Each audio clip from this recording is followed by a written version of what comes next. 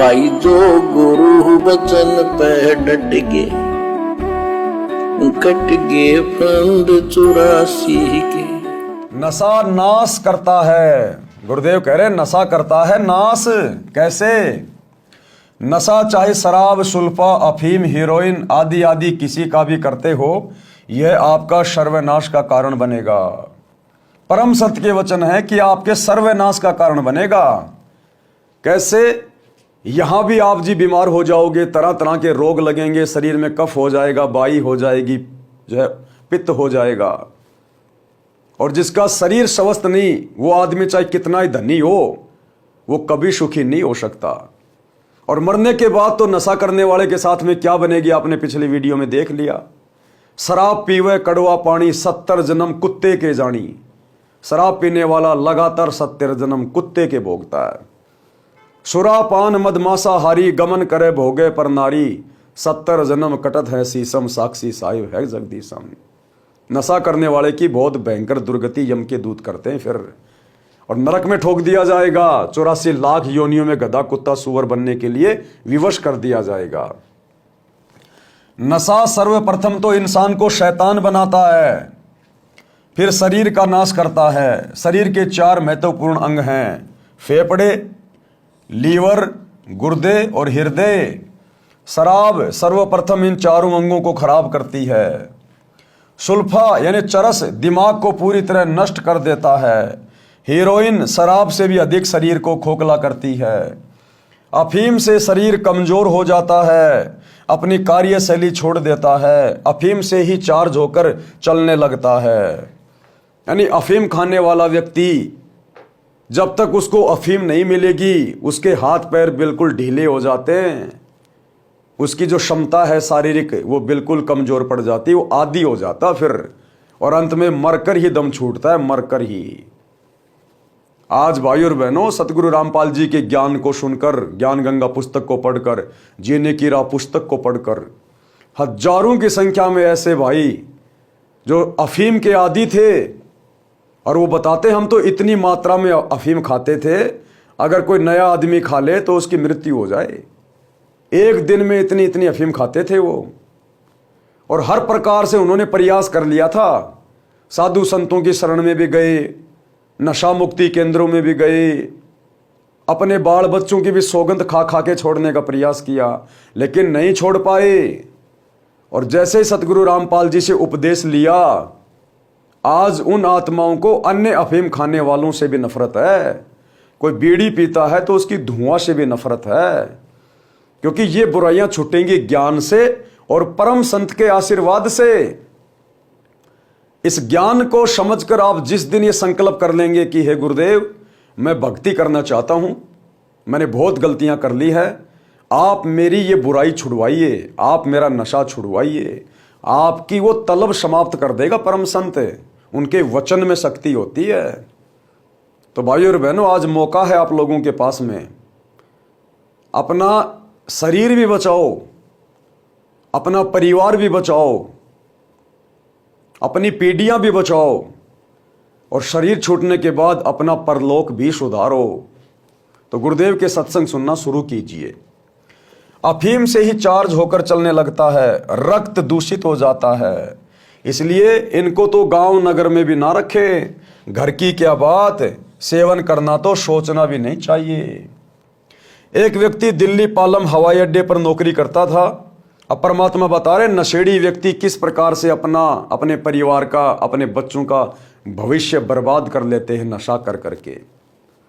और ये नशा भाई और बहनों हम क्यों सीखे? हम लोगों ने कुसंगति में पढ़कर, हमने लोगों की देखा देखी कुसंगति में पढ़कर नशा शुरू किया। अब हम सुसंगति में पढ़ेंगे। संत की जो पुस्तक होती है वो सुसंगति होती है, संत के जो प्रवचन होते हैं वो सुसंगति होती है। हमें ज्ञान नहीं था, इसलिए हमने बुराई को बहुत जल्दी ग्रहण कर लिया।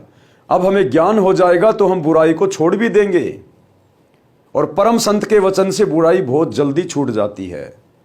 तो परमात्मा बता रहे हैं किस प्रकार से ये नशा परिवार को बर्बाद कर देता है, आपकी पीढ़ियों को बर्बाद कर देता है। एक व्यक्ति दिल्ली पालम हवाई अड्डे पर नौकरी करता था। सन 1997 की बात है। उस समय उसकी सैलरी 12,000 रुपये महीना थी।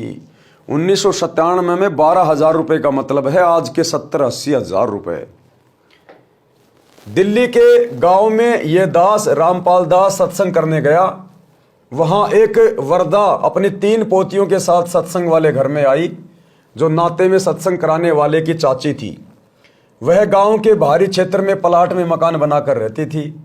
वह लड़का भी उसी का था जो दिल्ली हवाई अड्डे पर नौकरी करता था। बहुत शराब पीता था, घर की ठोर बिटोड़ा बना रखा था।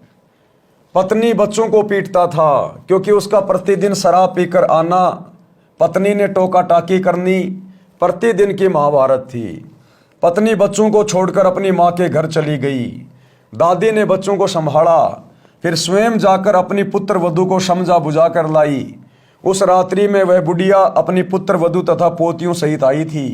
क्योंकि खुद के जेठ के घर पर सत्संग था, इसलिए आना पड़ा। सत्संग में प्रत्येक पहलू पर व्याख्यान देना होता है। पहले परमात्मा की भक्ति करने से लाभ तथा न करने से हानि बताई जाती है, जो पूरे विस्तार से बताई जाती है। उस दिन वह शराबी पहले घर गया। घर पर कोई नहीं मिला तो कुछ देर घर पर बैठा। फिर एक पड़ोसी ने बताया कि आपकी माताजी आपके ताऊ के घर पूरे परिवार को लेकर गई है, उनके यहाँ सत्संग हो रहा है, वही सबका खाना है। परमात्मा की करनी हुई, वह भी सत्संग में चला गया और सबसे पीछे बैठ गया क्योंकि शराब पी रखी थी। सत्संग वचन। अब गुरुदेव ने क्या सत्संग में कहा, क्या वचन फरमाए। सत्संग में बताया गया कि मानव जन्म प्राप्त करके जो व्यक्ति शुभ कर्म नहीं करता तो उसका भविष्य नरक बन जाता है। जो नशा करता है यह तो इंसान से राक्षस बनाता है।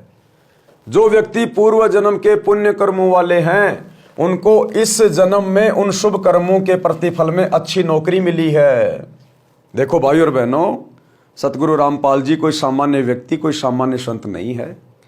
इस परमेश्वर ने शुरू में गांव में जाकर अपनी आत्माओं को अपनी शरण में लिया, उनकी दुखती रग के ऊपर चोट मारी। गुरुदेव का उस गांव में सत्संग करना, उस शराबी आत्मा को अपनी शरण में लेना था। उसके बच्चे सत्संग में आ गए। नौकरी से घर आने के बाद उसे पता चला कि बच्चे सत्संग में गए हैं। वो भी सत्संग में आ गया। आया था उन बच्चों को धमकाने के लिए, मारने के लिए कि मेरी इजाजत के बिना तुम चले कैसे गए। परंतु उसने देखा सत्संग हो रहा है, चलो सुन लेते हैं। सबसे पीछे बैठ गया क्योंकि शराब पी रखी थी। और परमात्मा ने वो सत्संग उसी के ऊपर किया, उसी के ऊपर कि भैया वर्तमान में ये जो थोड़ी बहुत जो सुख सुविधा प्राप्त है ना, छोटी मोटी कोई नौकरी वगैरह मिली हुई है, ये पिछले जन्मों की भक्ति के कारण है। तुम अपने पिछले जन्मों की कमाई वर्तमान में खा रहे हो।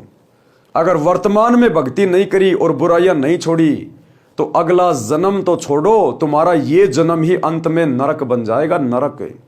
और अगले जन्म में तो फिर नरक में ठोके जाओगे, गधे कुत्ते की योनि में भेजे जाओगे।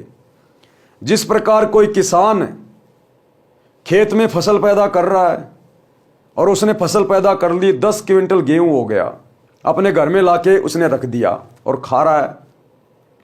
अगली बार यदि वो फसल पैदा नहीं करेगा तो वो पिछली फसल को खाएगा, कोई दिक्कत नहीं आएगी। लेकिन फिर से यदि उसने अगली बार फसल नहीं बीजी खेत में, तो अगली बार क्या खाएगा? पूरा परिवार भूखा मरेगा, पूरा परिवार। क्योंकि जो पिछली बार बोया था वो तो वर्तमान में खा रहा है, और वर्तमान में यदि फिर से फसल नहीं बीजेगा तो अगले साल क्या खाएगा? तो जो व्यक्ति सत भक्ति नहीं कर रहा है, शास्त्रों के अनुसार भक्ति नहीं कर रहा है, भक्ति भी कर रहा है तो देखा देखी नकली, और वर्तमान में उसके बहुत अच्छे कार्य सिद्ध हो रहे हैं, बढ़िया नौकरी लगा हुआ है, बढ़िया परिवार है, तो वर्तमान में जो भी सुख सुविधा वो भोग रहा है वो तो पिछले जन्म की भक्ति के कारण वर्तमान में परमात्मा उसको दे रहा है। लेकिन वर्तमान में अगर सत भक्ति शुरू नहीं की, सतगुरु रामपाल जी की शरण में आके भक्ति शुरू नहीं की, तो अगले जन्म में क्या होगा? गधा कुत्ता सुअर बनाया जाएगा। फिर कौन उसको हवाई अड्डे पे नौकरी में रखेगा? कौन उसको 80,000 रुपये देगा? कहाँ उसके ऐसो आराम के साधन लाएगा वो। तो परमात्मा कहते हैं कि इंसान को भक्ति शुरू करनी चाहिए, भक्ति धन सबसे बड़ा धन है। तो परमात्मा ने उसी आत्मा के ऊपर सत्संग करना शुरू कर दिया और क्या कहा कि जो व्यक्ति पूर्व जन्म के पुण्य कर्मों वाले हैं उनको इस जन्म में उस शुभ कर्मों के प्रतिफल में अच्छी नौकरी मिली है। यानी वो पालम हवाई अड्डे पर बढ़िया नौकरी कर रहा था या फिर अच्छा कारोबार है। यदि वर्तमान में शुभ कर्म भक्ति व दान धर्म नहीं करोगे तो भविष्य के जन्मों में गधा कुत्ता सुअर बैल बनकर धक्के व गंध खाओगे। अगले जन्म में कुत्ता बन के फिर एक टूक रोटी के लिए घर घर डोलेगा, घर घर कोई टूक देगा तो कोई जूत देगा, खाना नहीं मिला तो खेतों में जाके गोबर खाएगा, टट्टी खाएगा। फिर जो आज मान रहा है कि मैं तो बहुत सुखी आदमी हूं और सत भक्ति वो कर नहीं रहा। भाई जो गुरु बचन पे डट गे, कट गे फंद 84 के, कट गे फंद 84 के, कट गे फंद 84 के।